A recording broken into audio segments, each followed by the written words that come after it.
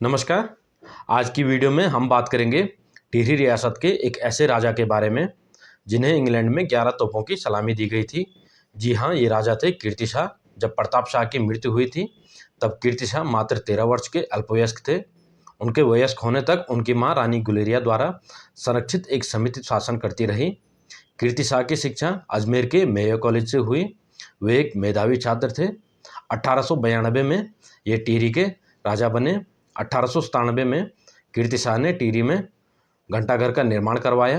1898 में ब्रिटिश सरकार ने कीर्ति शाह को CSI कंपेनियन ऑफ इंडिया तथा 1901 में KCSI नाइट कमांडर की उपाधि प्रदान की।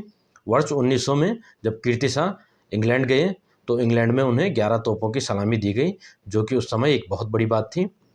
इन्होंने एंग्लो वर्नाकुलर स्कूल को उच्चीकृत कर प्रताप हाई स्कूल एवं हिबेट संस्कृत पाठशाला की स्थापना की।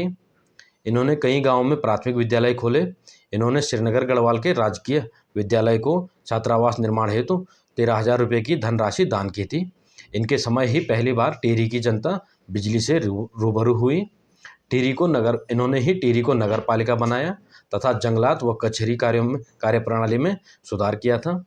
इन्होंने ही पहली बार उत्तरकाशी में एक कुष्ठ आश्रम तथा टिहरी में कृषकों की सुविधा के लिए कृषि बैंक की स्थापना करवाई।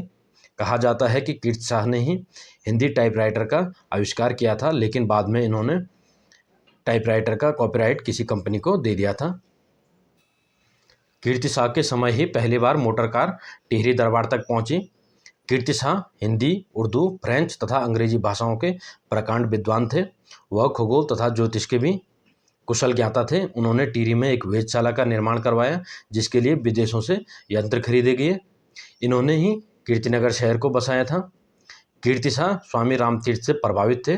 उन्होंने रामतीर्थ को प्रोत्साहन तो दिया ही, साथ में जापान में आयोजित अंतर्राष्ट्रीय धार्मिक सम्मेलन में भाग लेने हेतु भी भेजा। लॉर्ड लैंसडाउन ने 1892 के वायसरॉय दरबार में यह घोषणा की थी कि भारतीय राज्यों के प्रत्येक नरेश को कीर्ति शाह को अपना आदर्श मानना चाहिए एवं उनका अनुकरण करना चाहिए। वर्ष 1913 में कीर्ति शाह की मृत्यु हो गई। धन्यवाद।